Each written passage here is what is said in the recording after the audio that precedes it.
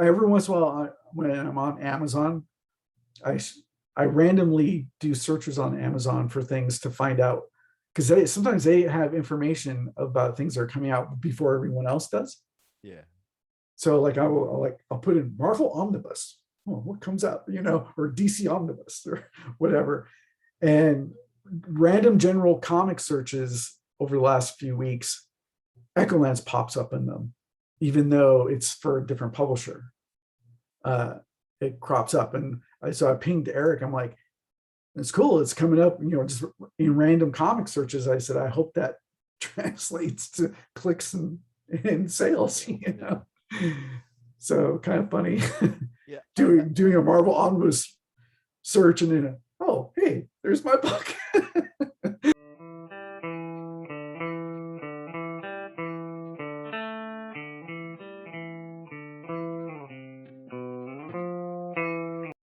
Welcome back to the Comics Cube, everyone. We are back with J.H. Williams III. And how are you? Good. As good as can be. Given everything that's happening in the world? Okay. Yes. Here and there. And everywhere. Yeah. I realize, because we are now on Spotify and Anchor, the Comics Cube is, and Good. I realized, because I was listening to our old interviews, I have never asked you the basic questions that I have asked everyone else. I went straight to why I love your work. How funny. So in the interest of that, I would like to ask you the basic questions that I ask everyone else, which is, what is it that you love about comics? I think what I find fascinating about comics is it hits you differently than, say, watching a film or a novel. Like a novel, when you read a novel, a lot of the visuals purely live in your head. It's your own imagination making up some stuff. And I honestly think that's why there's so much conflict when people see a novel translated into film, or even into a comic, but most likely film or TV, where it conflicts with their own idea of what that novel is a lot. Sometimes they're on the money about that conflict, and other times it's that reader's own their own personal engagement, what they were getting out of it. That's sort of interesting.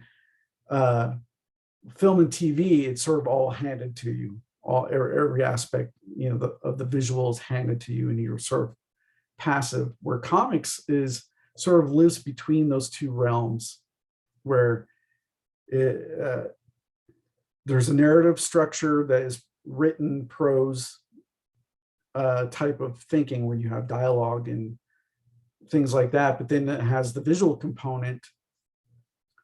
But where the visual component is so much more different than the film is, you're dealing with still pictures, and it relies on the reader's imagination to bring them to life, right? There can be plenty of comic artists that can really break down action so well, where you feel like there's a lot of movement. Other comic artists have a different style, where it might be more heavily design oriented. So it's really up to the reader how they want to feel like it's moving. That imagination kicks in, and therefore it kind of makes it super interactive.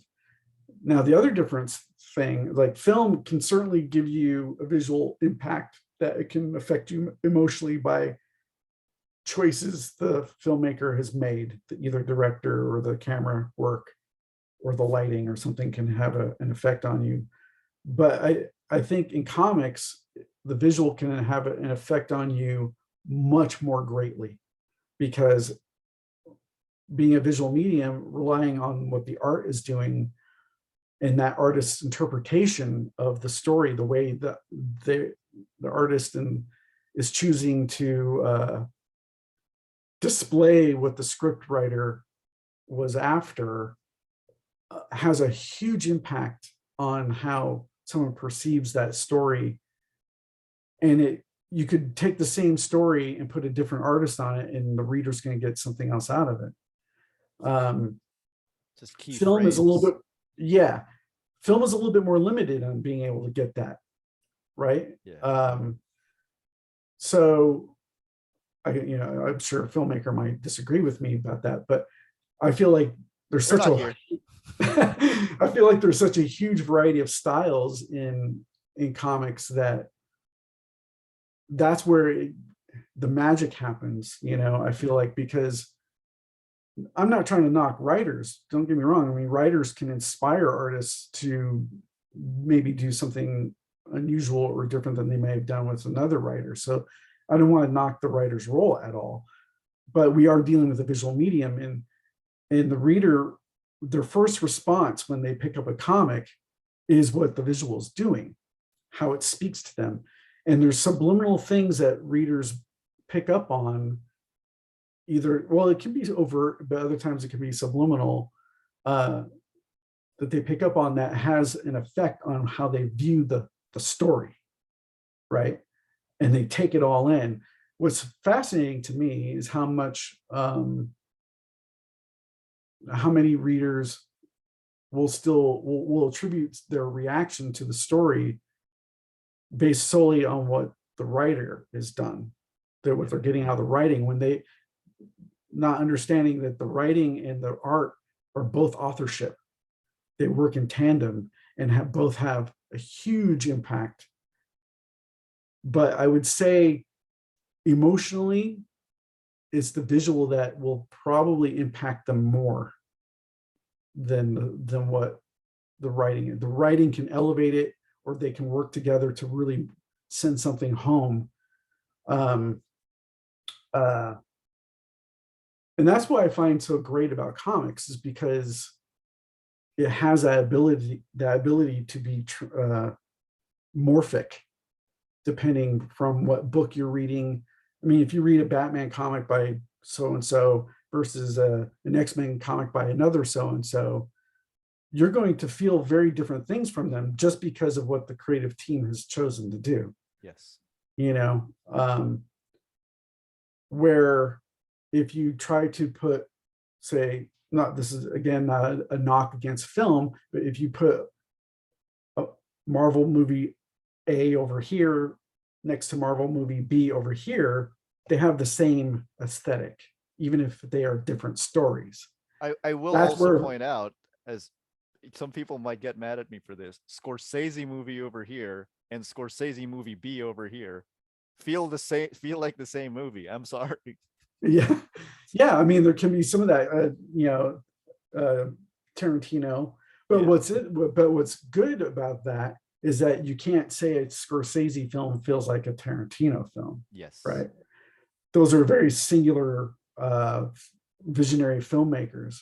But in comics, when you could have, say, if Scorsese was a comics writer, and you pair him up with artist A, and then you pair him up with artist B, even though he's got the same style of writing, the end result is going to feel very different because of who is working with him on the visuals. And the reader, that's a certain kind of magic, where the reader responds to those differences. Sometimes they don't realize they are responding to those differences. They're just taking it in. And that's, I find really cool about comics, is because it has that ability to be so morphic. You never know what it's going to feel like, from one comic to another. And the diversity of those sensations is so fantastic. When you look at the whole wide range of comics, from American superheroes to, independent comics, American independent comics, to British comics, to manga, Yeah. and so on, how different they all feel from each other, but even broken up into their own camps, are so diverse in how each of them feel.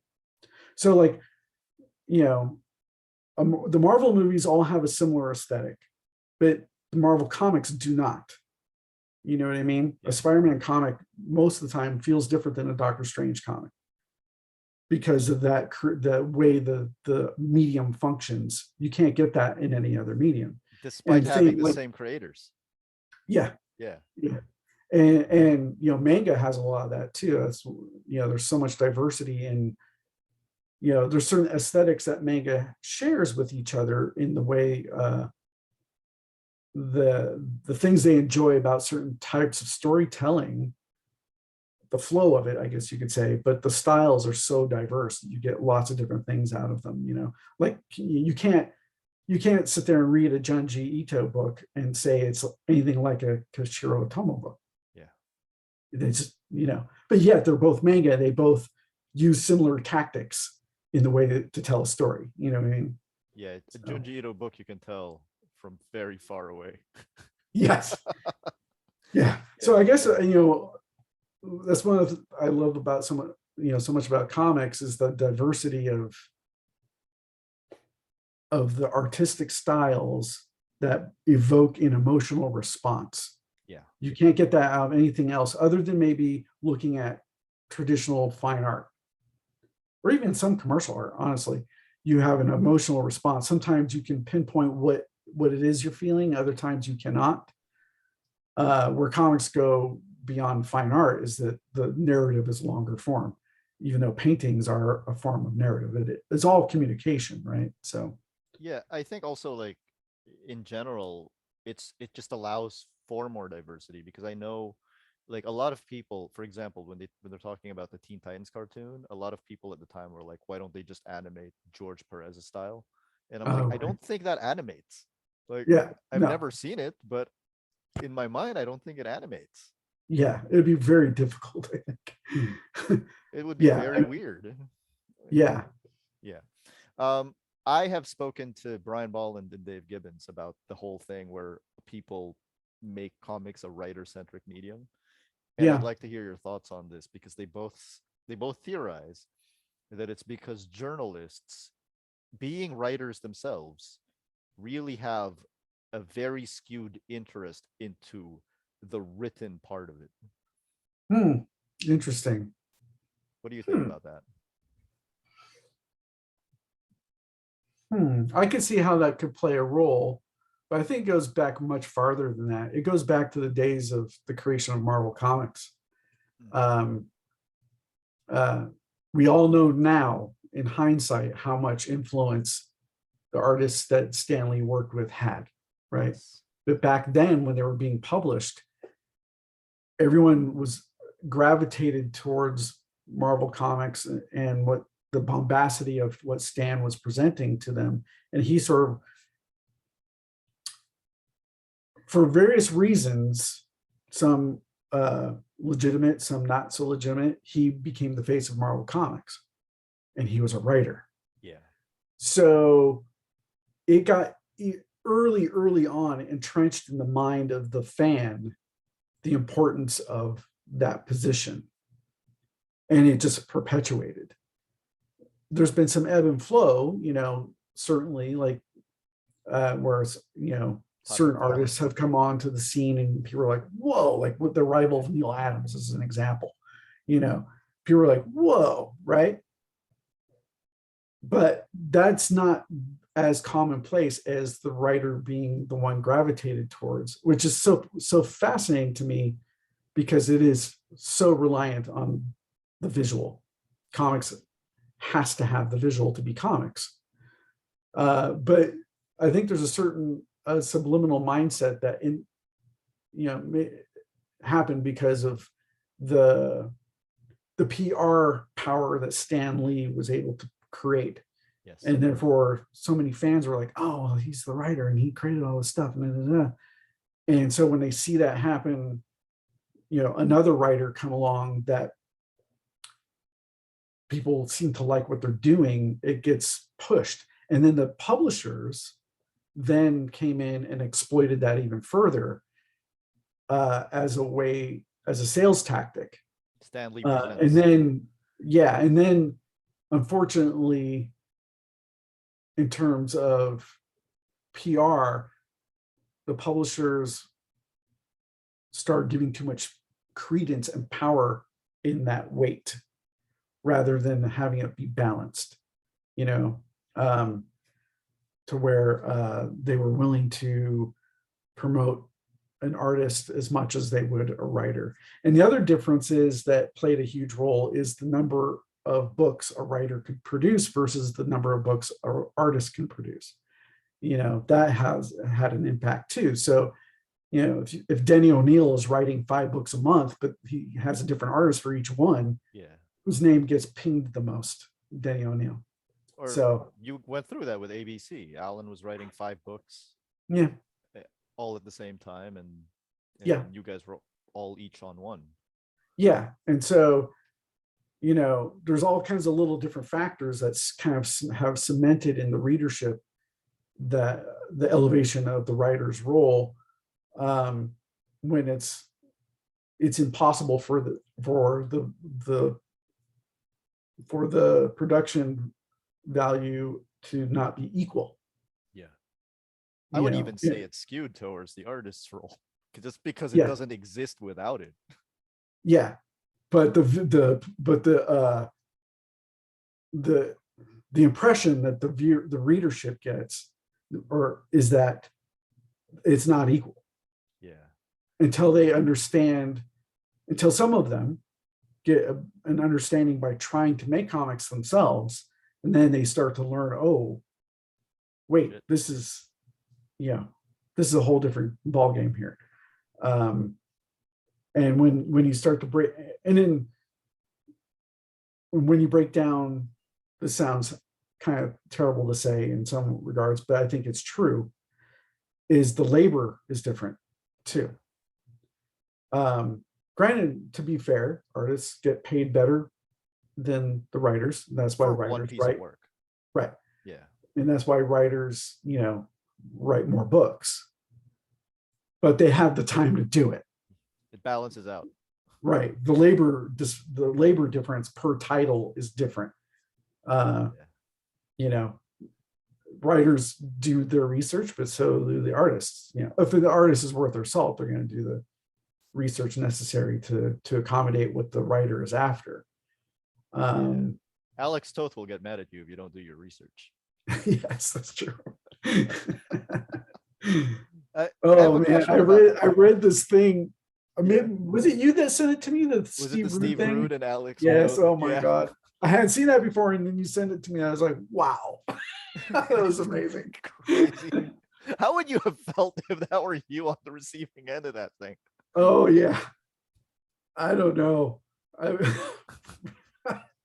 I don't know if it made. I can't remember if Steve Rude said it made him mad at the time or not, because he's talking about it after the fact. I probably would have been pretty mad, but this, he seemed to have good defenses for his choices. Yeah. You know, I it's think funny. his main defense, because Alex's main thing was he hadn't established anything. And I think Steve's main defense was this is actually the second part of the story. So I have already Yes. established things in part one. Yes. Yeah. But even as a reader, I was looking at the layouts and I was like, I see nothing wrong with this. Like, I Yeah. can read it. Like, Yeah. There's maybe an instant or two where I'm like, okay, I kind of get your point about maybe the silhouette. I kind of get the point, but it's such a small. You're not missing the context of what's going on. and he wrote a whole paragraph about Oh yeah, it was amazing to read. his handwriting is engrossing. Like, I would read more of that actually. Yeah, But anyway, I guess the part that would made me mad isn't the necessarily his ideas of what was going on, but the way he uh, expelled yeah. that information. Because there's parts where I'm like, well, dude, that's wow. Why are you being so mean? So grumpy old man is what I was thinking the whole time. I'm So sorry. that's the part that probably make me mad more than anything else. Is the attitude, not the information. Do you think comics, the way comics are perceived, would have been different if, because obviously, there was Stan Lee, Jack Kirby, and Steve Ditko. Steve Ditko is clearly not somebody who wants to talk to anyone in the public eye. Yeah. Stan obviously loves credit to his to both his credit and his detriment. Stan obviously loves taking credit. And Jack Kirby was a guy who just really liked to work. So Oh if yeah. either one of those two guys had been more extroverted than they were, do you think we would, the public would be perceiving comics differently? Maybe. I mean, we might have been. It might have the disparities going on might have been more immediately recognized. I don't know if it would have changed anything. Uh, one of the things that would probably would have had an impact on if there was a more overt thing to kind of prevent Stan doing some of the things he did is that whole partnership might have dissolved much sooner. And it could have maybe had an impact on some of Marvel's successes, possibly. Yeah. But you can only deal with the personalities that are there. I mean, if Steve Ditko just was not comfortable doing the public talking thing, and Jack, if he wasn't as comfortable either, and so somebody's got to be the person that represents it all. Yeah. So I mean, but you're right. I mean, it's like, It's a moot Stan. question, I guess. Yeah. Stan certainly allowed a lot of people to believe certain things. Yeah.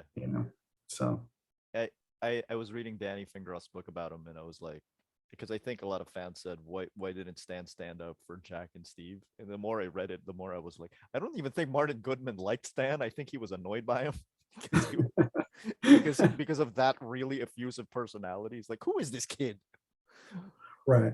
Aren't you my sister's nephew? Well, and Stan, I mean, when you would see him talk, I mean, he was the consummate salesman. Yeah. Right. I mean, personalities like that are hard to ignore. When did you realize you wanted to make comics? Probably when I was 8 or 10. What was the trigger? For me, it was well, I was exposed to comics well before then as a kid. Lots of variety of things, mainly Marvel comics, but there's some Batman stuff and things like that. But for whatever reason, where I lived as a kid in the Bay Area, it seemed like most of the comics I came across were Marvel. For whatever reason, so I read a lot of that stuff and was always excited about the different characters and things like that. But I really didn't have any inkling about how they were made. The only thing I recognize, this speaks a little bit to the whole power of Stan Lee's PR presence, is the thing I recognize is Stan Lee Presents. Yeah. On the page, first page of every book, or whatever page the credits were on. But when I was a little kid, I really didn't think much about it beyond that. So he was again, as a young reader, that was the name that impacted you the most, until a certain point where I was super enamored with these toys called Micronauts toys, and Shogun Warriors toys, stuff like that. I know the name this is going to. And I used to get some of my comics in various locations. I used to try to get my mom to buy me comics when we were at the grocery store, because they used to have newsstands there. Or on my own, if I had any allowance money, I would buy some comics from the corner market down the street from our house, which it's probably about a mile from our house, maybe. So I was able to walk by myself down to the corner market at 8 or 10 years old. And but I remember going there, and they had the spinner racks. I miss seeing those, but they had the spinner rack, and I would look through there, and I came through, and it's funny, they would always have the comics all mixed up. So like one little rack would have 5 different titles in it, so you're always having to scour through them and bending corners and what. But I remember finding Micronauts #1 in there, And because I was so crazy about those toys, I'm like, what the heck is this, right? So I bought my copy. I think it was 35 cents or something like that. And was so excited over it that I immediately sat down on the stoop of the corner store in the parking lot and cracked the book open. And I'm like, whoa, what is this? And I hadn't seen any art like that before. I had been exposed to stuff like Jack Kirby and things like that, or even Buscema, but something that what Michael Golden was doing was different from that. I couldn't really pin it on anything specifically back then, but I was so blown. It was a combination of being obsessed with these toys, seeing Michael Golden's artwork doing things I'd never seen before in a comic book, that made me scour every detail. And that's when I really discovered the comics credits box, really discovered it for the first time beyond Stanley Presents, Yeah. I didn't recognize the name Kirby or Buscema until after, but I know I was exposed to them before I understood what I was seeing, just based on memories of comics that I had as a kid. So I was and when I read the comic, I'm like, having the toys, you sort of just make up your own thing. They didn't really have a story behind them, but they were super fascinating and unique. Those space age designs and stuff were really interesting, and seeing Michael Golden's translation of some of that stuff, and in ways that you're like, oh, I'm trying to understand how this relates to the toy. But then Bill Mantlo, with his writing, was genius, because he got this job to write this toy comic based on a toy, and was like, I'm going to take this seriously. I'm not going to just turn in fluff. I'm going to write something that's compelling.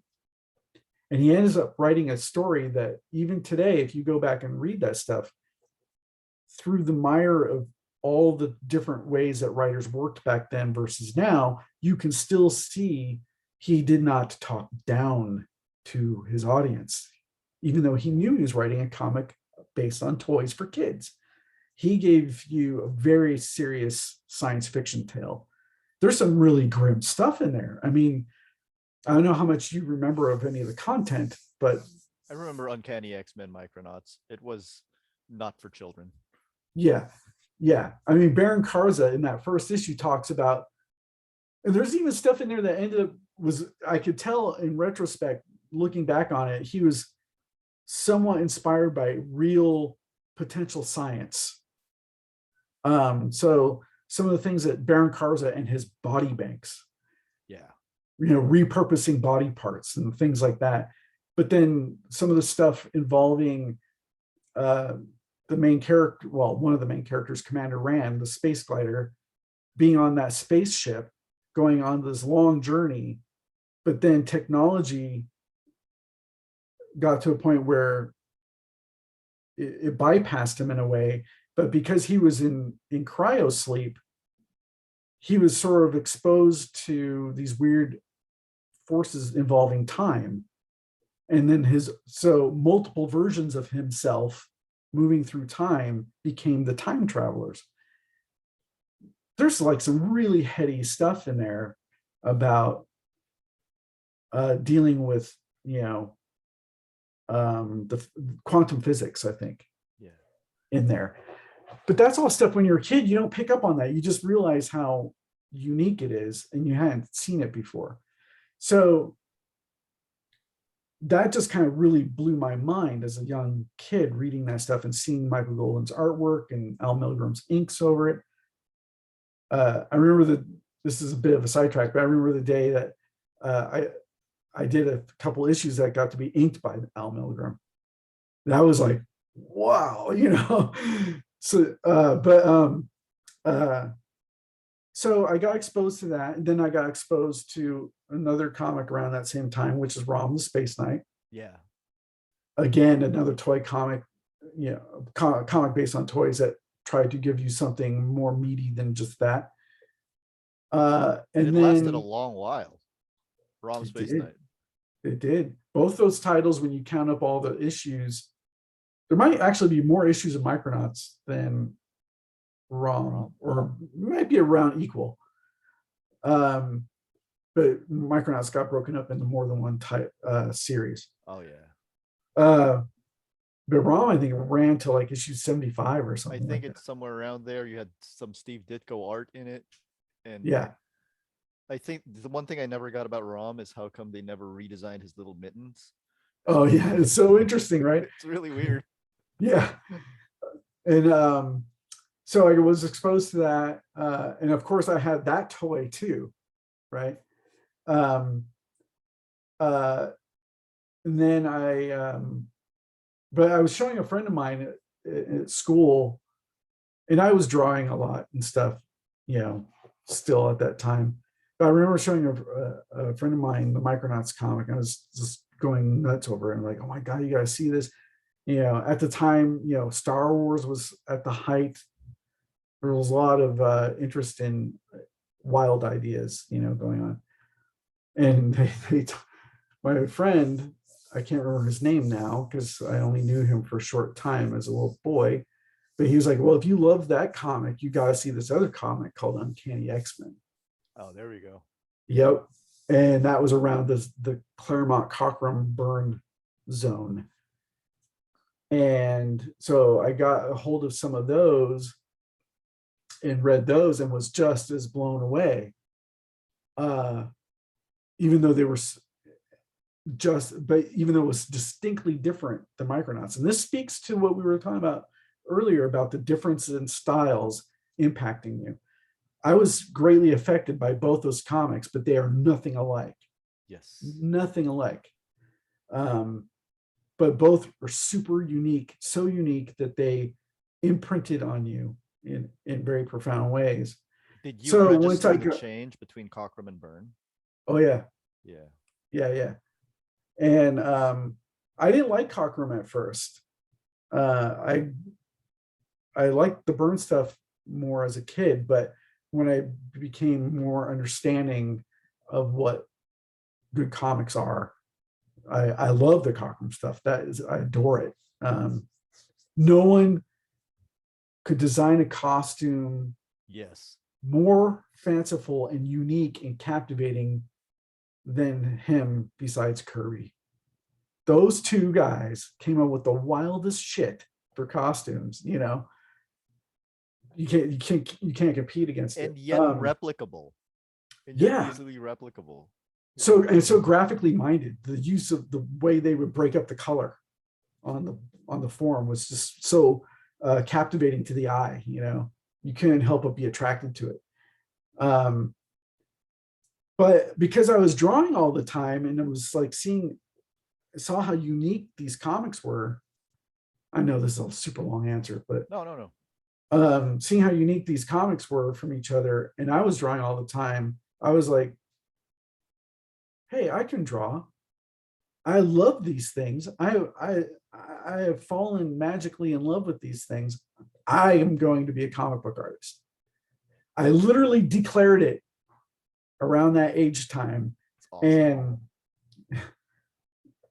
And in hindsight, it was like bizarre. I made that declaration and it was like, that's it. I've made up my decision. This is my life path. Nothing is going to deviate me from that. No matter how much other people tried to convince me to try something else, I'm like, nope, that's what I'm going to do. I gave myself no out.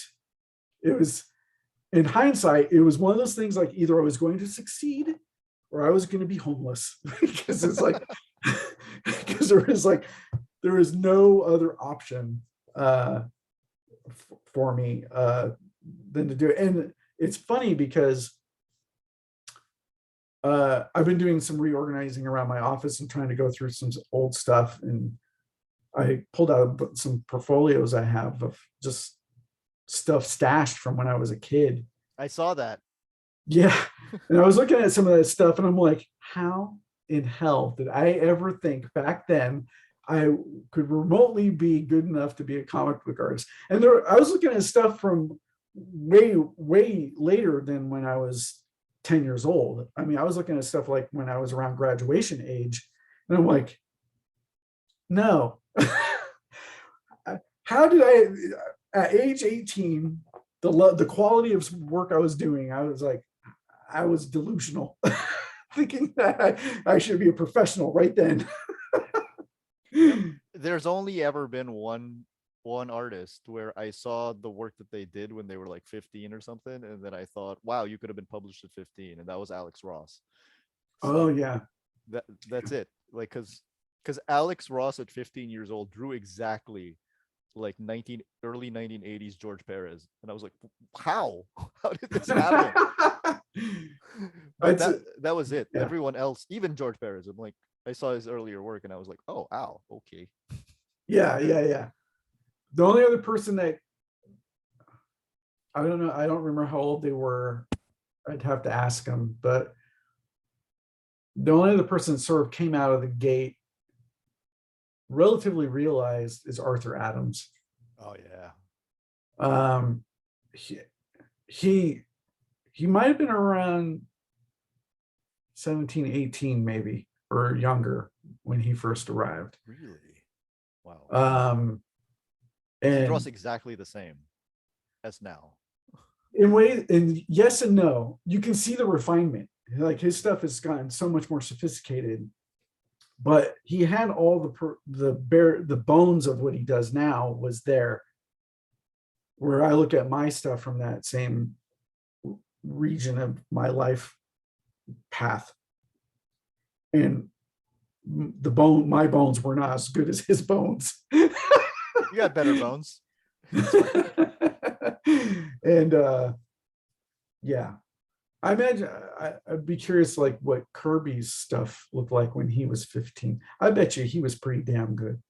Yeah, I think when people tell me that Kirby couldn't draw anatomy or something, I'm like, take a look at the cover of Captain America #1. Yeah.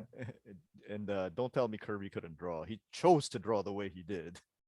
He understood anatomy so much he knew how to fuck with it Exactly. and made it work. Right. That's so yeah. Yeah. Obviously, one of the things that we have spoken about in the interim has been that Viva Vendetta over there is you got the mask. It's your favorite Alan Moore work. Now, obviously, we are disqualifying Promethea from this conversation for obvious reasons. Yeah. But what is it about Viva Vendetta?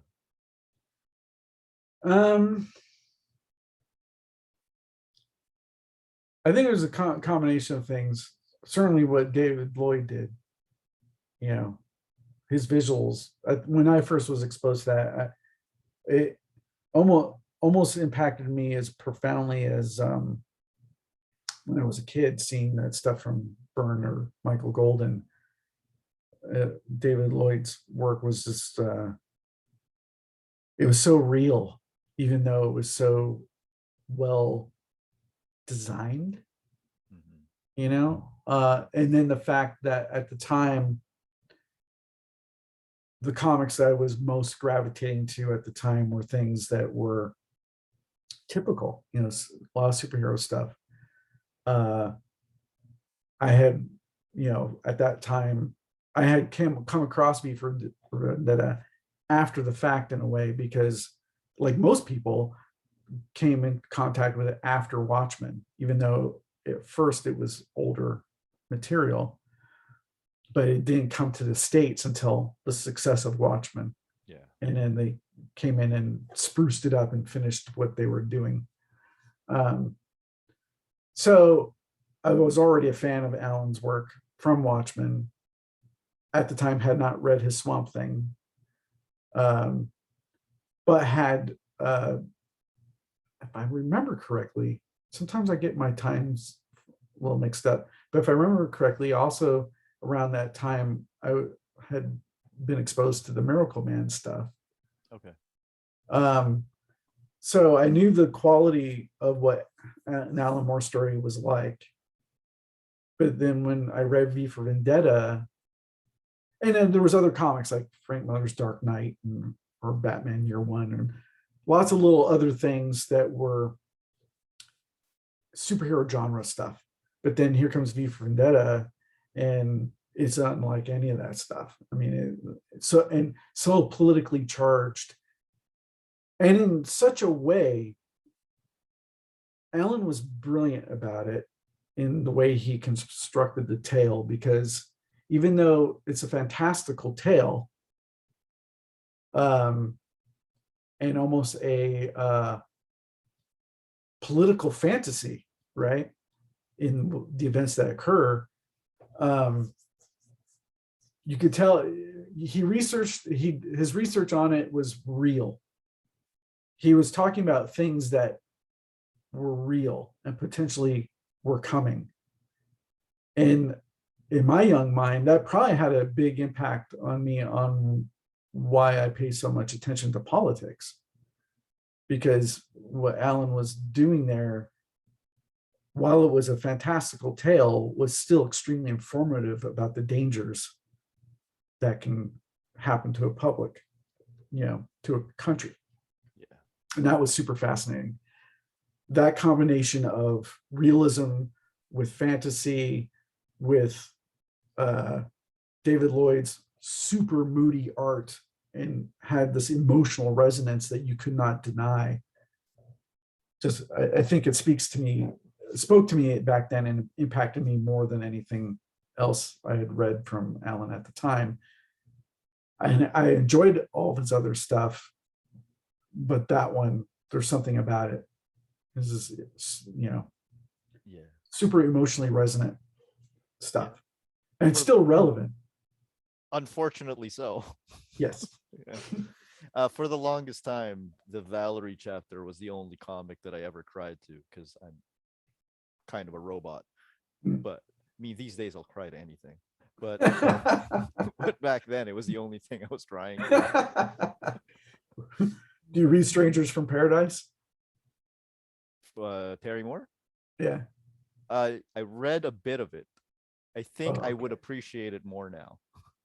Go and get it. Go in. It will make you cry.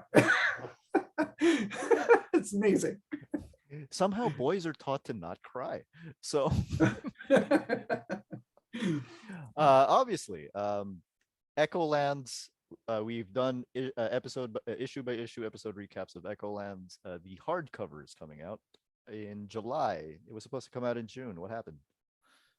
I don't know. I was originally told June as well. The only thing I can think of is probably, the same problems everyone else is facing, every other industry seems to be facing, where there's production supply issues. That's the only thing. I haven't asked, to be honest, because I'm kind of like, well, okay, it's going to be a month later. What can you do? What can you do? May as well. Yeah. I'm looking at as that buys me more time. It buys me a couple more weeks to talk about it coming out.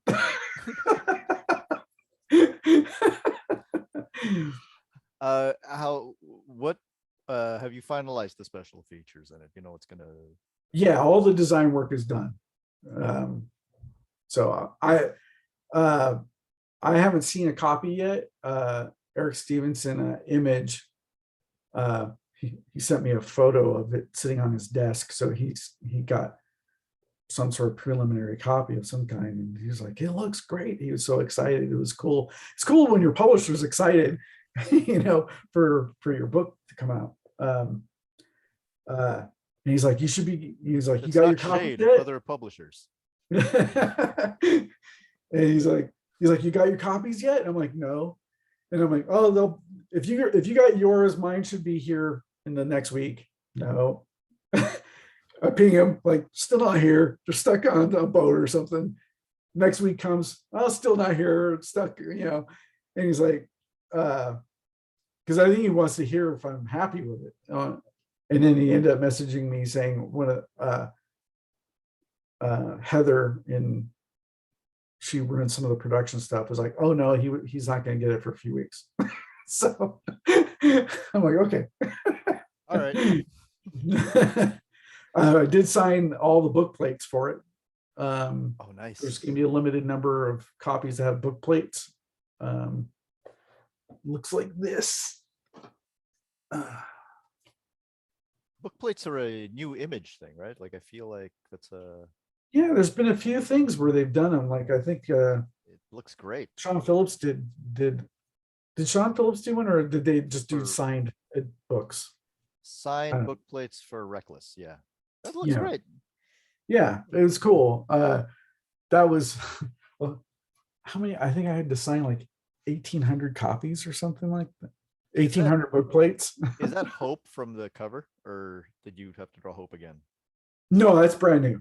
Oh, nice. Yeah. Uh, Brand new artwork.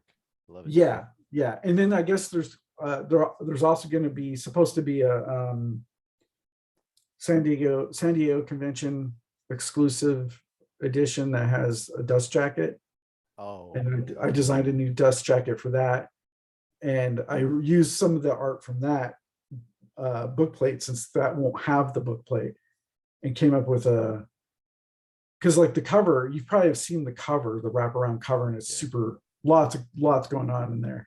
So I made the dust jacket more graphically simple.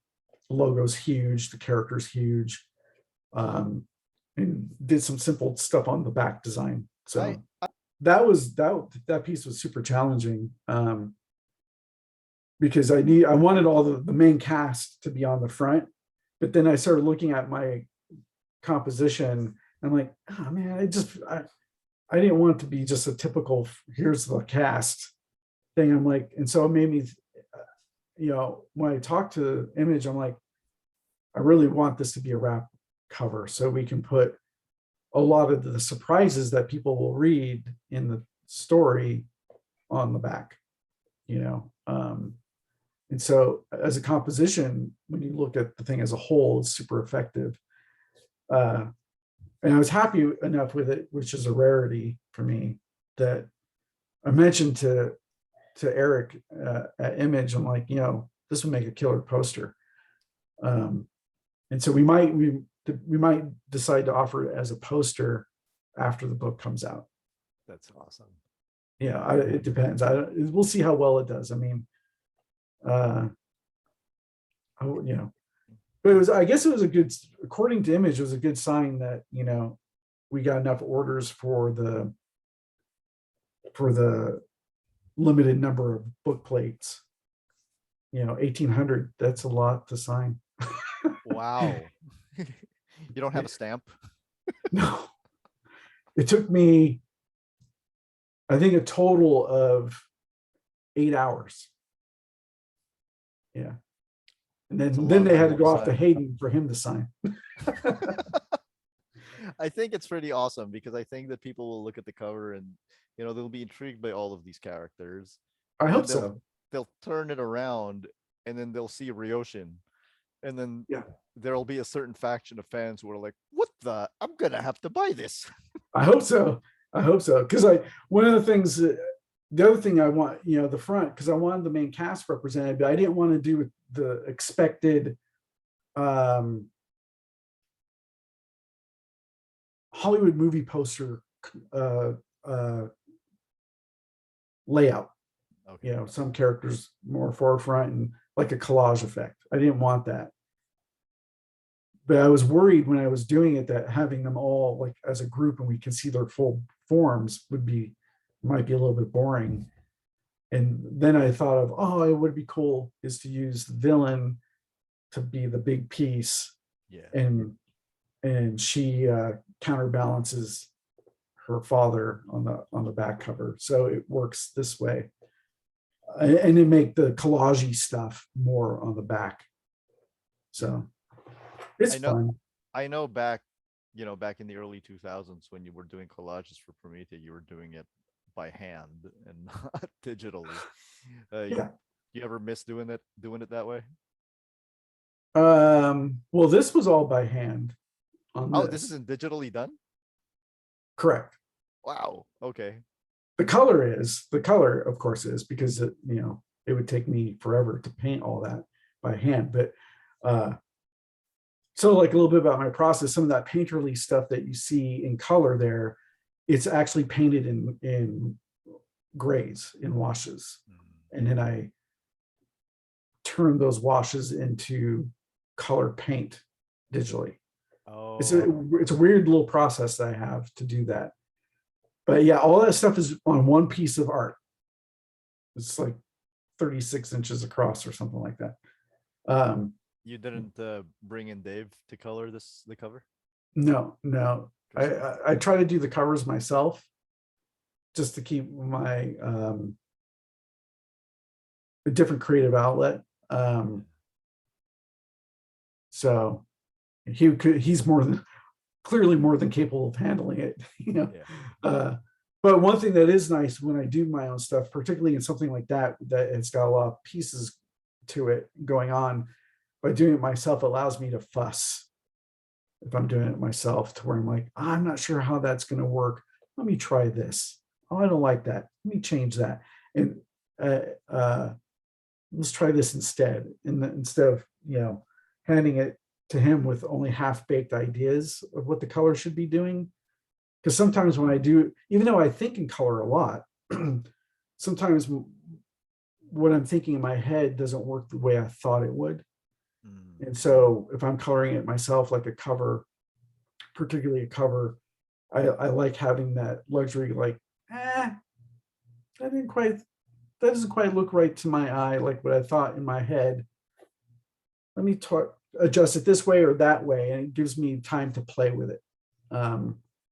So if I send it off to Dave, I would drive him nuts, because if I'm like, no, that part doesn't work, Do it again. yeah, How? I don't know, but do it again. yeah. It's like that's not exactly fair. So like all my covers, every time you see a cover from me, it's I'm doing the colors myself. I have worked with Dave a little bit on some covers from time to time. On a rare occasion, we would do something together that way. But yeah, it's something. It's a way for me to kind of be more creative, I guess. If I'm, Interesting. I've spoken to you 7 times about Echolands, and I'm only now just finding this out. So that's a good sign that I'm not running out of questions. What else can we expect as back matter to the book? So I'm assuming all the interviews with Alias 5 are in there, all of the ads are in yeah. there. Yeah, one of the things we decided to do, Drew Gill worked on the design for it, just like he did for the series. And we had conversations back and forth on what to do with the back matter. Because some of that is so story pertinent that I was like, I think that would be really weird to break that up. So when people read the issue in the book, like his concern was like, well, is it going to have the story flow as a single body of work, a graphic novel? And I said to him, well, the flow might be weird, because if we do what I say we're doing, it's going to be broken. But in some ways, we're forcing them to break when we do the singles. If they were to read it in singles, we're forcing them to break. So I said, let's try to think of it as each issue is an individual chapter of a whole. Therefore, each individual chapter should be doing the same thing that we were doing in the individual issues. So all the back matter, all that stuff, all falls exactly the same in line as the single issues. He reconfigured some of the layout because the page sizes are larger. Yeah. So some of that got reconfigured, fixed errors that were there. Hopefully we caught them all, like some of the things that you picked up on where a paragraph got accidentally repeated. Yeah. That sort of stuff got all taken care of. But one of the things we decided to do is we kept the playlists in there. That was the other thing, because like In the we're same like, order. well, no, we Okay. changed that part, because that was one of the big things we were trying to figure out, because the playlists, people love them so much. and we're going to have a number of readers that will read this that did not read the singles. And so I was like, well, and so we were like, the playlist is kind of an awkward thing to do to put in a collection, but most of the people love them when they see it. They just love that feature. And so I'm like, and Drew, he agreed. He's like, yeah, no, let's stick it in there. But he's maybe because we're screwing with the flow of the story so much already, maybe let's change where that is. And so that's all in the back now. It's been reconfigured to be in the back, because that was one of the things I kind of regret, because I didn't take more time to think about it, was to be a little bit more playful with the list and what it was called, to literally make it a feature of the Echo magazine. So if we have been thoughtful enough at the beginning to have done that, then I would have said, no, put them at the end of each chapter because it's part of the magazine. But we didn't do that. So we kept it more personal, I guess. Because you didn't expect it to be that popular. Yeah, exactly. Just putting it in there for fun. Yeah. It doesn't have the letters pages. I don't know how people will feel about that. That might be something that we could include if we ever get to the point of doing a large super premium edition. Yeah. No collections ever have the letters pages though, like aside from like Marvel Masterworks. So right. But that would be my thinking. Maybe that could be fun to include in a premium work. If we're doing, the book is successful enough that warrants doing our version of the absolute Echolands. Yeah. Well, then absolute means absolute, right? It should be every fucking thing. So that would be kind of fun to put the letters in there. One of the things that we did that's different is, okay, the single issues, you have your cover and then your back cover, and the back cover has that made up quote from somebody who lives in the Echolands. So you're sort of, for most people, would read the book and end with that. Well, that's actually page one of each. Yeah, that will now be page one. Oh. So what about this one? Would that still be in there? That will be in there, but in a different way up front. Oh, okay. It won't be repeated. Like a table of contents. Yes. Yes. And we got an introduction in there by the wonderful Kurt Busiek. Oh, gave nice. us an incredible introduction. A man also known for building worlds of his own. Yes. Yeah. I was so grateful that he said yes. But we decided to put those quotes up front to be a little bit more playful instead at the end. At one point there was discussion of not using them at all, but I was like, well, no, it speaks to the texture. Especially if we're treating each issue as a chapter, it's sort of like a pre-header to the chapter. You're getting this weird little snippet that you have to think about. And then the chapter starts, and then it ends with the magazine part of the chapter. So it feels complete. I feel like it's book-ended that way for each chapter. I don't know if that will drive people nuts, but I think it's kind of cool. You don't see that very often sort of attitude. We will have the variant, huh? I think it's fine. I hope so. It sounds okay to me. Yeah. And I love those quotes. They're the diversity of those made up quotes are super fascinating. I did hear from one person, or maybe even a couple people, that didn't realize that those were actual made up quotes. They just saw that they were quotes and didn't bother to read it. They just thought it was just some, because they don't read quotes on things. And I'm like, no, it's not real. There are people that live in the Echolands and are like, oh, I better go back and read those. It's pretty funny. I love that when people miss that sort of thing. And then we have all the variant covers will be in there, which is cool. Nice. Yeah. I think if I remember correctly, we even used a piece that was unused that I Really? did. I can't remember if we decided to use it or not.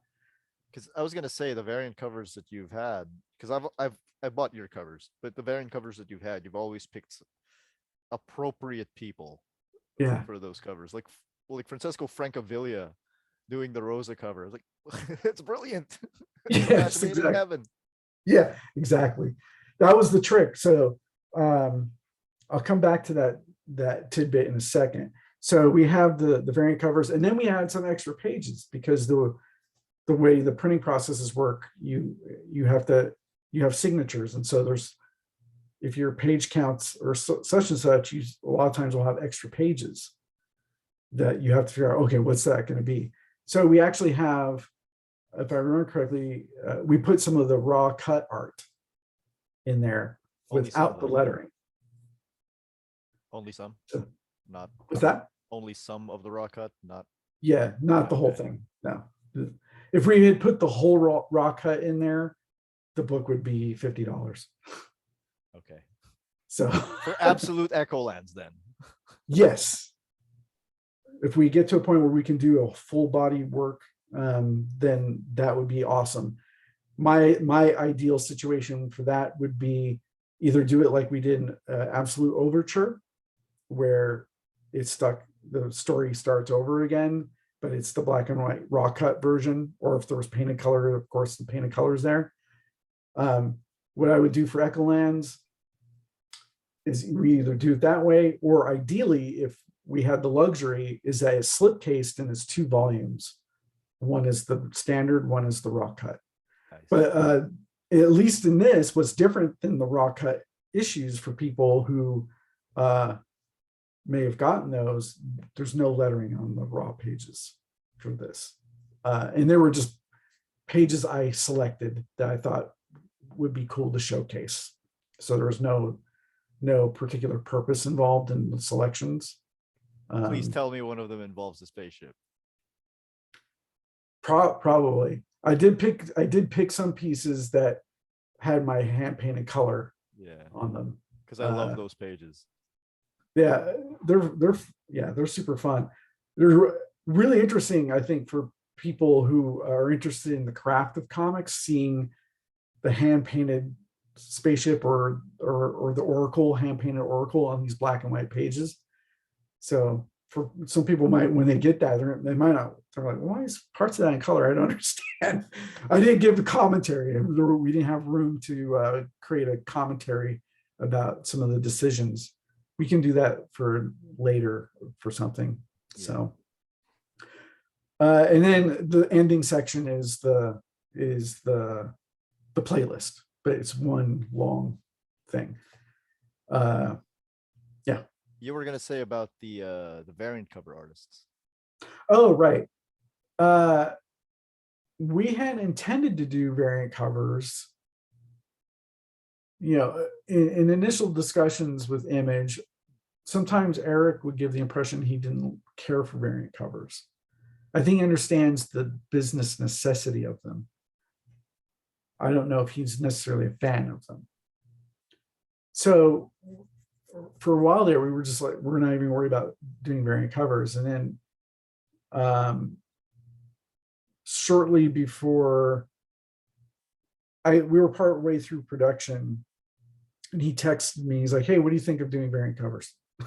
And I'm like, are we doing variant covers? And he's like, you should think about doing variant covers. And that threw me for a loop, because I was like, oh, how do we do variant covers for a series that manipulates art styles so much, and the art styles are part of the whole mishmash of what Echolands is how do we do variant covers for something that people don't understand what it is yet? How does that variant cover make sense for, like, if you're going to feature one of the characters, how do you feature that character looking like a certain style when there's a different style in the book, and the style they are in the book is integral? There's a reason for it. you can't have an artist, just any artist, just do that. You have to pick the right. But I mean, imagine if it was somebody, another fantastic artist like Coley Hamner. Imagine Coley Hamner doing the cover that featured Core. He would not look anything like the Core you read in the comic, who you don't understand yet, right? You don't understand certain things yet. So I felt like making that kind of choice would, you're kind of contrasting and conflicting and fighting against what you're trying to do on the inside.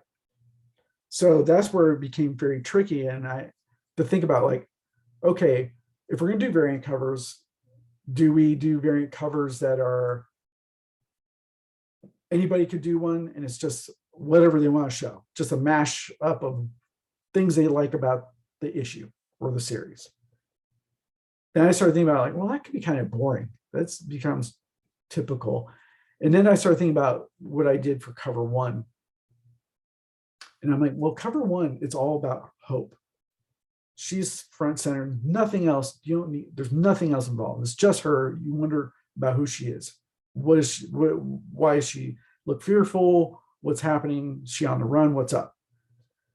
So it made me think, okay, well, then maybe all the variant covers should give each character their own iconic moment for the variant covers. So they each got a spotlight. Since we're dealing with multiple cast, I thought that would be kind of cool. And that led to the whole idea, like, well, okay, if I do that, then the artist that hopefully will say yes has to be the right person that feels not the same, but has the similar attitudes to what is shown inside, since the style changes between the characters are so important. And that's what led to the selection process of reaching out to certain people that would be the right aesthetic for what we're trying to do on the inside. So it made visual sense. So like the first one, we get Allison Sampson, or not the first one. I did the first one because I decided to feature the villain. Yeah. So I'm like, I'll do both. Yeah, I'll do both of those. And which was kind of serendipitous, because I was able to, particularly because the book is called Echolands, and the main villain has a cloak, Hope has a cloak.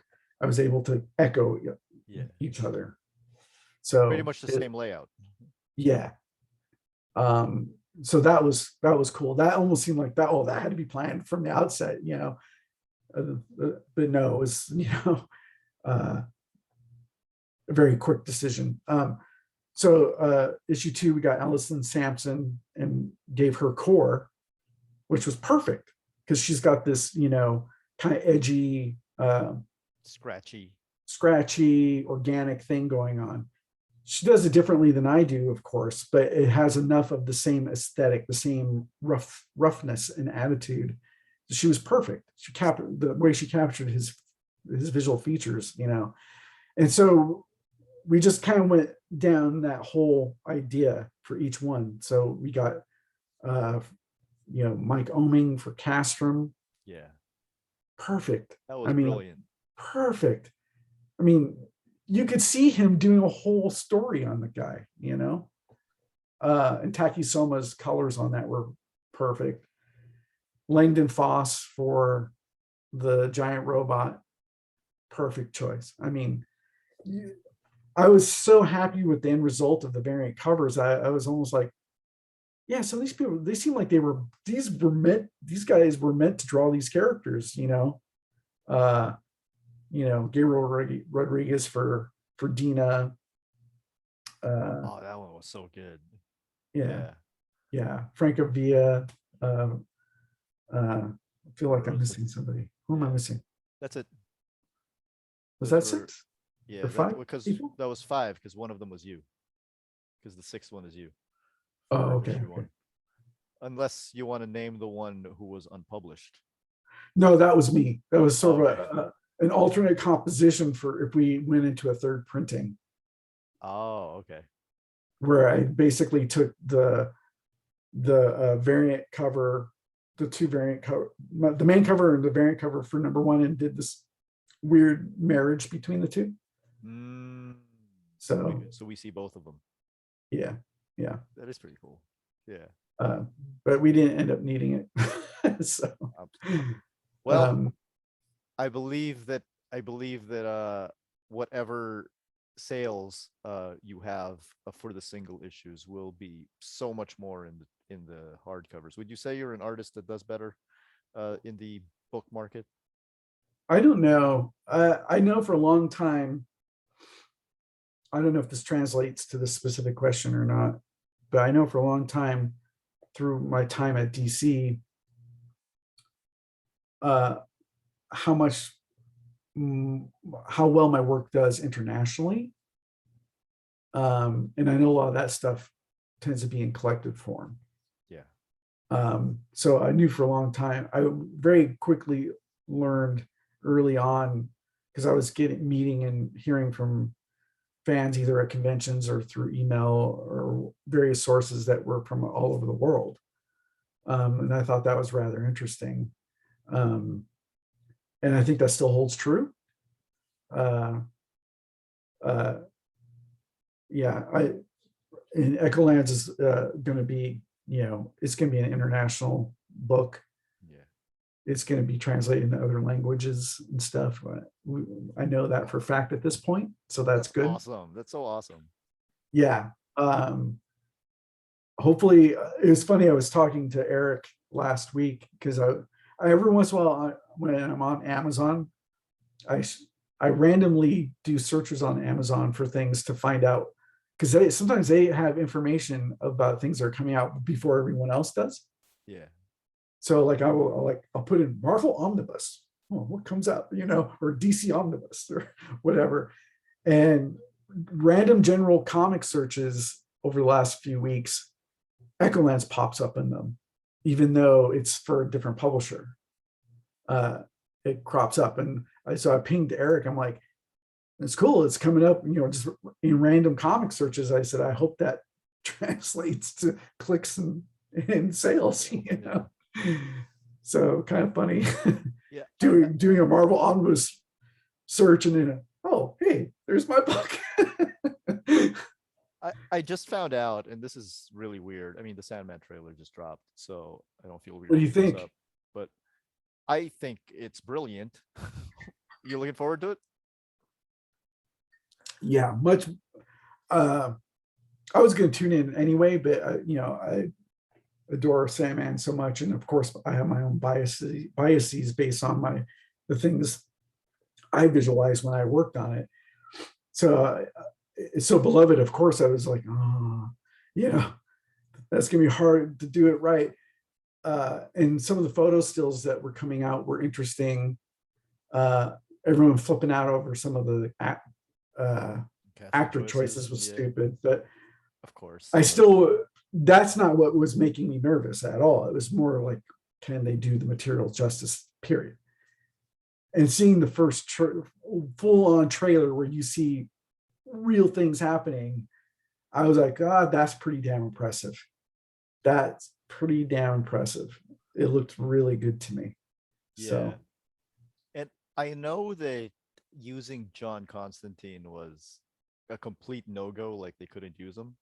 So right. So they had to do Joanna. But I'm like, I think I would rather see a character like Joanna, because I've seen a John Constantine character multiple times on TV. Yeah. I don't think I've ever seen it as a woman. Right. I guess the big question is how they're going to explain that, because Joanna is historical. So, but the photo still they showed was modern clothing. I'm just assuming it's her descendant with the same name. Yeah. Oh, like there's this push and pull. Like it'll be cool because I love that actress that they got for that.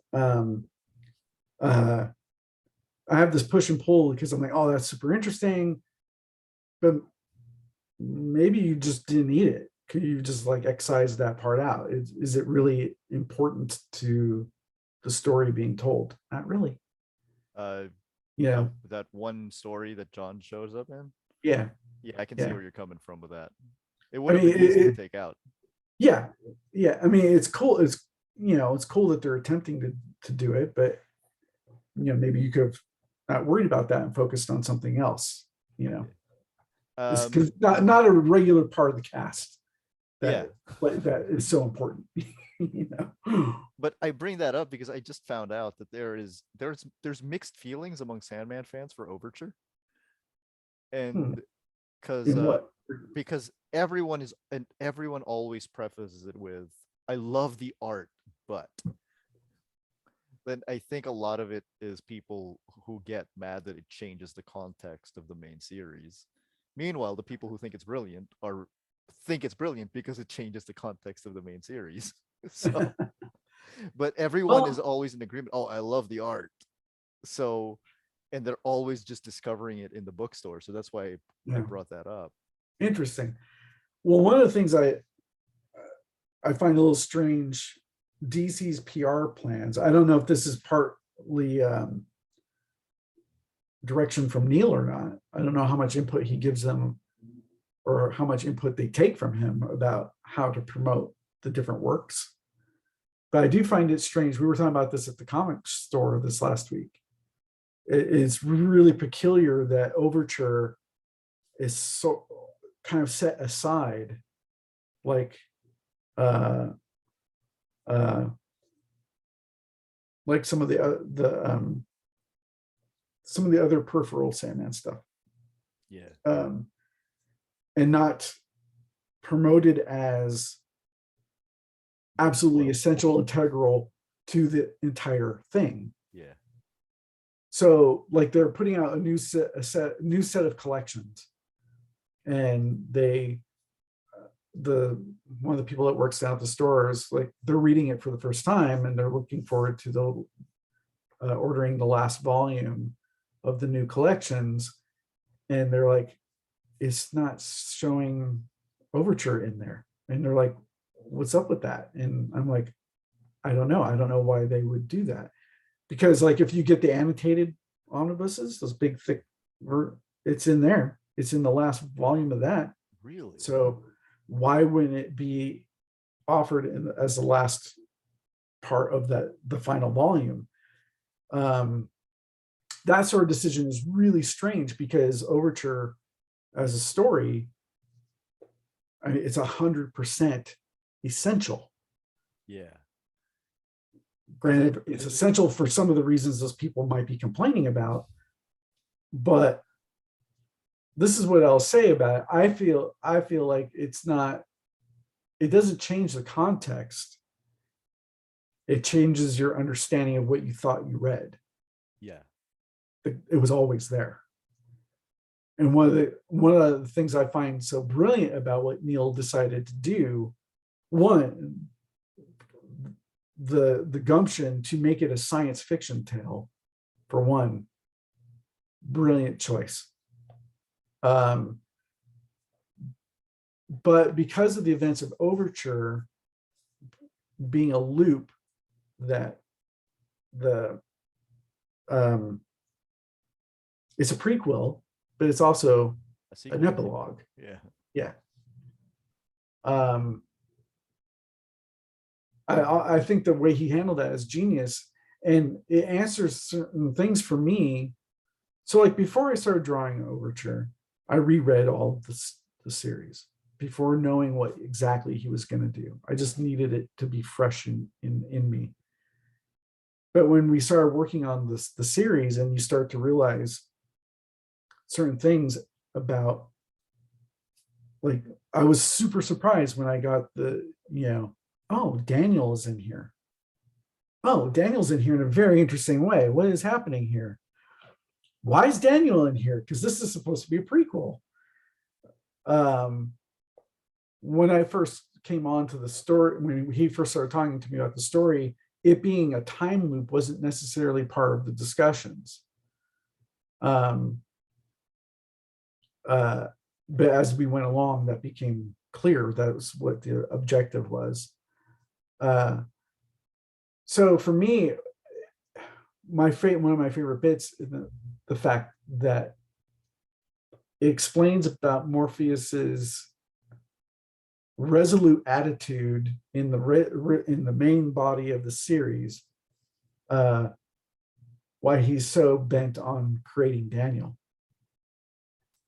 And He has to. you didn't understand that when you read it. When you read, you're just like, why is this doing? He seems so resolute to create Daniel and march off to his death.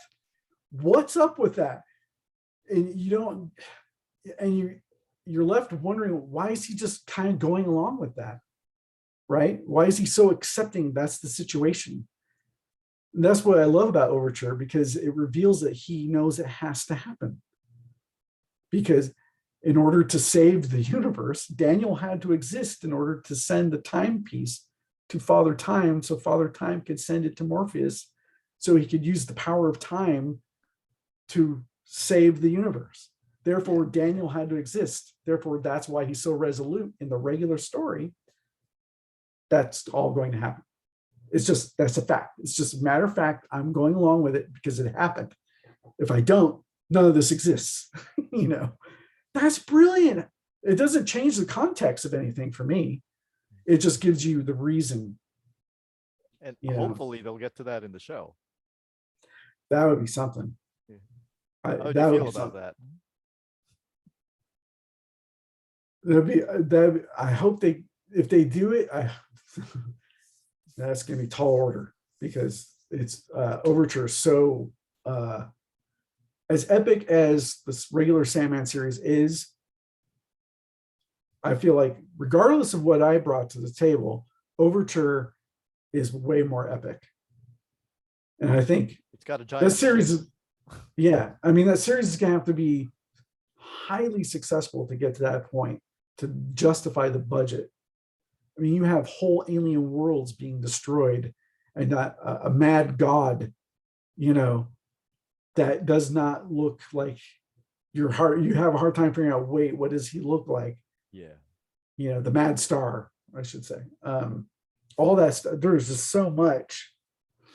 Some of the Escher things going on where dimensions are warping in on each other. Which may or may not work in 3D. Yeah, I mean, how would you, ideally, there might be, I guess I could be overthinking it, because I'm trying to think in terms of standard film. Yeah. But like, as an example, when we go, if you go to his mother's realm or his father's realm, I mean, perhaps you don't try to be real with them.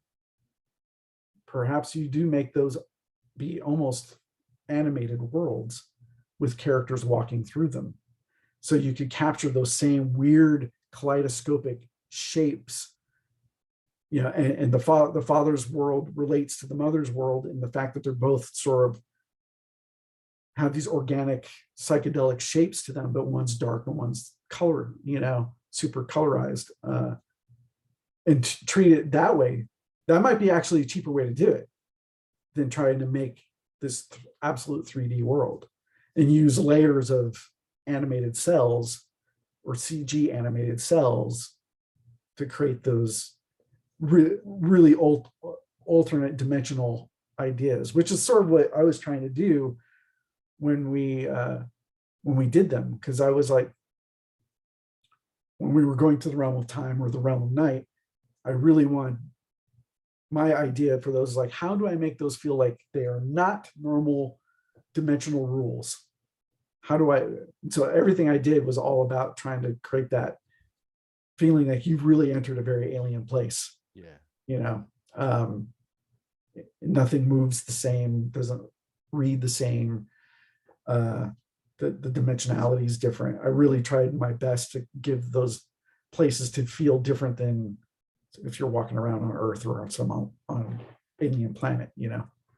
So speaking of expensive adaptations, I did talk to Hayden about, I did ask him about possibly making Echolands a video game. And he said it would be expensive, but it would be doable. Yeah. He's also been quoted saying it'd be the most expensive video game ever made. I think that's what he said. Yeah. Yeah. And because of the cost, that potentially would make it undoable, even though the technology exists to do it, or the technologies could be developed to do it. Like Because it's all attainable, but yeah, is it cost effective to do it in a way where you're going to recoup that cost? How do you convince somebody it's worth spending that kind of money? And he was talking about it because of, if you're going to do a video game, how do you do it in a way that captures the essence of what the book does, even though you're dealing with moving figures? And he's like, so like in a video game, all the characters have skins, right? They have all these skins, but but they're they're all all based. built with the same thing. Yeah. Yeah. Where this, you'd have to like, okay, you have the skin for the character Hope, but then you have the skin for the character Castrum or some other character from wherever he's from. How do you get those things to interact with each other inside of a three-dimensional moving video game Yeah. and have their lighting and everything make sense in relation to each other? Well, Castrum ignores all rules of lighting. So A little bit, but so I can see his point. That's where the what can you do experimenting with the technology to gain those achievements. If we were able to do it, I think people would lose their mind to see a video game like that. It reminds me of not quite the same thing, but the aspirational attitudes. I can't remember what it's called, but there's a video game that I saw clips of that I'm like, now that's a video game I could see myself playing. It looks like all old cartoons, oh, like interesting. 100% old cartoons, like the super zany, wacky stuff going, like really wacky character. There's no 3D rendering at all, but yet has all the stuff going on and dimensionality going on because of the way the objects interact with each other.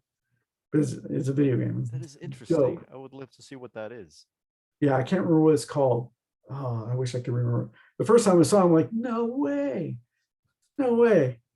It's pretty cool. But yeah, an Echolands video game would be incredible. I'd be all over it, by the way. Oh, I would cool. be all over it. I also could see it being a very successful role-playing game, I can see that. a tabletop Yeah. RPG, because what we're doing, I think role-playing game people would love the whole idea of, oh, well, I can have a character that's from old Chicago, and my playing partner could be a character from, Horror Hill or whatever. And each of those realms have insane amounts of things that could be explored. But then you have the central locations of Echolands represented by San Francisco, which is this mishmash hub. So I think it could be role-playing gold, actually, for people, because the imagination is endless. Yeah. Every combination of character, other character, and setting would completely change whatever campaign that is. Which Yeah, actually ties into what we were talking about with creators and comics. exactly. And you could even make it to where you have the main Echolands role-playing campaign, which maybe takes place in San Francisco, where it's a mishmash of things. But then each location that we've introduced, and will continue to introduce more, could have their own campaigns. You could create whole systems for each one. That's what would be brilliant. That would be brilliant. Hayden says you've worked out at least 20 lands at this Oh, point. probably. And we've only even heard about like 5. Yeah. There's a couple that are super exciting. There's some that we're only going to touch upon because of the way the story's constructed. But there's a couple that we're going to get to that I'm super excited about. I can't wait to get to the one that deals with the Arctic. We got some weird surprises for that one. So, Are you setting something in the Arctic to make up for drawing things in Horror Hill? no, I know. Ralph Matthew is the name of the owner for the shop I go to. The shop is called Alternate Reality Comics, and Yeah. they're super great. And he always jokes. He's like, you need to draw an issue where it's in a blizzard. He goes, but then he goes, but knowing you, would still find some way to make it difficult. It's a blizzard and a few snowmen, maybe a polar bear. So no, the Dave would idea is not that have to work for that month. so the idea is we have for the Arctic stuff, there's gonna be lots of visual nutty things. But some of the stuff is difficult. It is making me think about, oh, what can we do with some scenes to find ways to give a little break from the complexity, not just for my own sanity, but even for the reader, possibly, like have sequences where what we do visually gives you a little breather. There's a scene that I wrote the first draft of for issue 8 that kind of does that, where it gives me a little breather, but it still plays interestingly to the story. If we keep it, Hayden and I haven't finalized the script for that yet, so he's got my rough draft. We're waiting. He's waiting on me to say, okay, let's talk about it. But if we keep that I think it'd be kind of cool. It's an important scene if we decide to keep it for a particular character, and the way it visually unfolds is interesting. So like you have these gaps of missing information that happen in between moments of things that did happen. It makes sense. Taking that to mean that you're still on issue 7. Yes. Yeah. I've got 3 more pages to do. It's funny because I a couple times this last month I messaged Eric Stevenson. I'm like, I apologize. It's taking so long for this issue. He doesn't say anything. He doesn't hassle me about it, which is nice. But I'm sure he's probably like, yeah, we would like to have it done, please.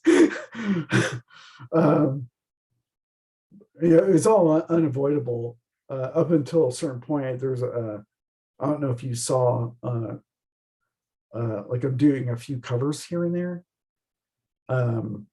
You are? Yeah. Maybe Twitter's just not showing them to me. I think only one has been shown, but I took on a few covers as a little financial boost, because this issue's just been taking so long that it's eating away at our budget. Okay. And so I took on a few covers to make some cash. I know you have a story for Murder by Death. Yes, that was done last year though. Oh, okay.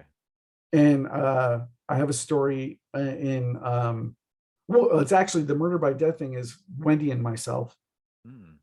Nice. We decided to do that because it's Murder by Death and they're cool as hell. Yeah. And I don't know, sometimes you just need to cleanse your palate a little bit and do something that is creatively different, so you get a little refresh and you can come back to what you're working on before, particularly if it's what you're working on is intense. Sometimes you just have to do that. Doesn't make anyone happy in terms of the schedule, but we did that because Murder by Death is one of Wendy's favorite bands. It's one of my favorite bands. So we're like, oh, this would be cool. Let's do this together. And then same thing for the Blondie book that's coming. We've got a story that all that was done last year. It's just been sitting around until they were ready to publish. I haven't seen the covers. Yeah, I haven't seen the covers. So they announced the new Detective Comics run Okay. by Ram V and oh shit, who's this? Is it Raphael Albuquerque? This is me looking it up. Raphael Albuquerque, yeah. Yeah. I'm doing a few variant covers for that. Really? Yeah. So I did not doing know. That's interesting. I'm doing one for their first chapter, their third chapter, and their sixth chapter, I think. So it's issue 1062, 1064, and 1066. The editor just pinged me out of the blue. She's super sweet, very enthusiastic, which makes it easier to say yes to something. Yeah. You know. I feel like I've heard that a lot about DC the last couple of years. Like just more, more enthusiastic editors. Energized. Yeah. Yeah. So, and the theme for the series that they're doing, that Rom V, the concept pitch that I saw was different. It's unique. I think it's cool. Different, not what you might expect for a Batman tale. And that kind of made me think, oh, I could do something interesting with this, where I could do some Batman covers that were atypical. So like the first cover is a tarot card of the Hanged Man. I mean, I put Batman upside down on a Batman cover. Who does that? Usually it's not this upside down. So those, they let me kind of, do what I want that spoke to the themes of the concept. So I did that, and I did another variant cover. I don't know if I can say it, so I better not say it. You'll find out about it. And then I'm if the schedule works out correctly, I'm supposed to do a promotional piece for Sandman. The show. Kind of. It's there's this thing called Den of Geek. I think it's a magazine. Okay. Of some kind or something. I don't know. And they asked me to do the cover for it. Neil asked me to do it. I just gave them my name and suggested I should do it. So, but then I was a little nervous because it's supposed to be a thing about the show and stuff like that. And so I'm like, I bet you they're going to want like actor likenesses. And I don't know if I can do it, but I worry about all the editorial meddling from Netflix. Like, oh, yeah, the face needs this or that or whatever. That's a lot of tricky stuff. And I'm not very good with that. I don't have a lot of patience for it. And the way I work, making changes would be very difficult. So I mentioned that to them. And they're like, oh, okay. Well, maybe. But I turned in a pitch idea for what I think would be a cool concept that talks about it has meaning, because I told them, I can't, I'm like, if you guys are interested in a typical Hollywood movie poster kind of layout that's just this random set of things, that's not me. I can't do that. I got to do something that has meaning. Here's my idea. And so I pitched to them this idea of the comics Morpheus, or my take on the comics Morpheus, facing the viewer, holding up an open comic book to the viewer. The panels are white. There's nothing in them. And as they move along, the panels start to drift off the pages and slowly change shape in a way to where the last panel is the shape of a TV screen. And so the panels are white. The images inside the panels start to transform into the universe starts to come into the white, then the universe starts to turn into Morpheus's face, and the last panel is Morpheus's face, but it's the Netflix version. So the meaning is, the translation of comics into film or TV. Yeah. Is what it's talking about. Which I think is kind of fun. It's like saying, yeah, don't forget, this came from comic books, people. They love the idea. They just don't want, they kind of like, well, that might not be good for the cover. And we could see like the fact that it's too smart. Well, I think there was more concern about the Netflix version of Morpheus isn't front and center. Okay. Which makes sense. I understand that. Marketing, I get it. So they said they still want the piece, but they're going to use it as like some sort of it'll be on the interior. They sent me over a template, and it's in the margin of the template, it says something about like San Diego Con special or something. So I don't know if they're printing some sort of special and it's going to be in there. I don't know. I guess anyway, I'm supposed to do that. Yeah. Huh? Well, I guess that should be a question of if you're going to be at San Diego Con. No. Okay. That's what I thought you were going to say. Yeah. No time. Yeah. Yeah. No time. Okay. Yeah. Echolands, the hardcover, is coming out on July 19, according to the Amazon. I don't know if it's going to come out earlier than that in direct market bookstores, in direct market comic stores.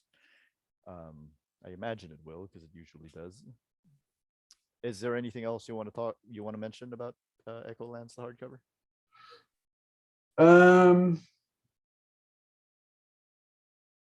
I guess, it's oversized, which is good. It's, can be sideways, like it should be. A landscape. It'll be interesting to see how people who haven't read it before, or people who have read, even people who have read it before, if they pick it up and they sit down and one read, see how they respond to it in that way instead of the single monthly drawn out thing. I heard it from one reader.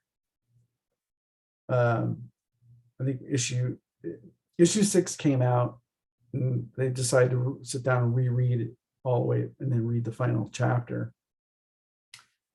And they said they, had enjoyed the series every issue, but when they read it as a whole, they were like, they said that they were impressed at how well it holds together. Yeah. It's this crazy montage, almost narrative that it all kind of gels into a very particular vision, which is good, I guess. You could tell that you guys have had a macro view of it before you broke it down. Yeah, they kind of, that's one thing they mentioned in their letter too, it's very clear that there was a plan. So awesome. Thank you so much. This is, Echolands again is out July 19, and hope you can let us know as soon as you can when we resume with issue 7 onwards. Yeah, I apologize for how long that's taking, and like I said, take your time.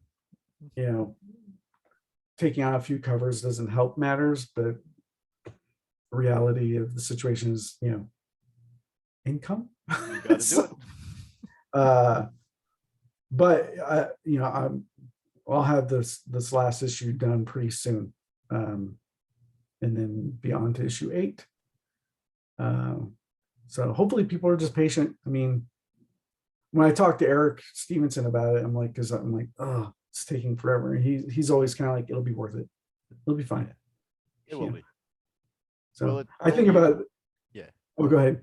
Are you adhering to 6-issue arcs, or is that changing? Yeah, I had mentioned to Eric about if it means getting a next volume out sooner, we could always make the next arc 5.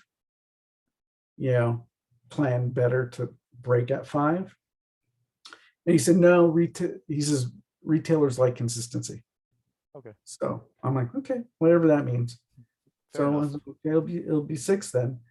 Um, and I, yeah, I keep having to remind myself because like the work is taking so long, and I keep having to remind myself about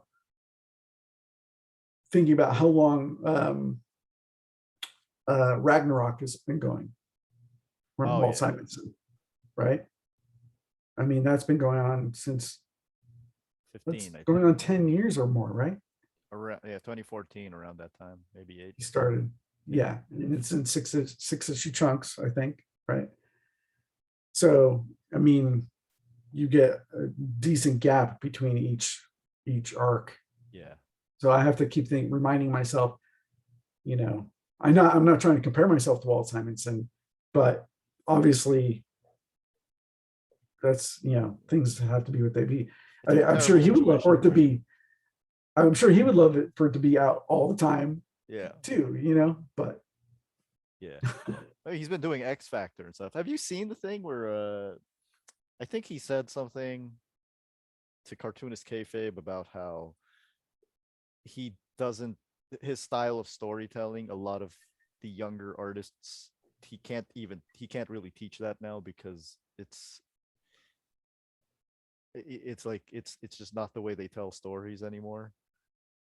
no, I And didn't see that quote. I wonder what he means by that. I think I get it, which is that the way layout and composition has evolved is different, but at the same time, I think Walt Simonson's layouts have always been different. Mm, So I'm not. So I think maybe that might be a factor because he's always been really unique in the way that he presents his art and the way he yeah, tells a story. I wonder. I wonder if he's thinking that would be a great conversation to have with him.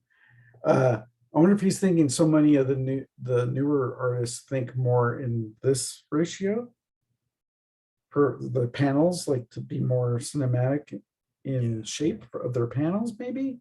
And maybe. he sort of is his it's not old school, I would say, but it's more traditional where you have more panels that are doing this, right?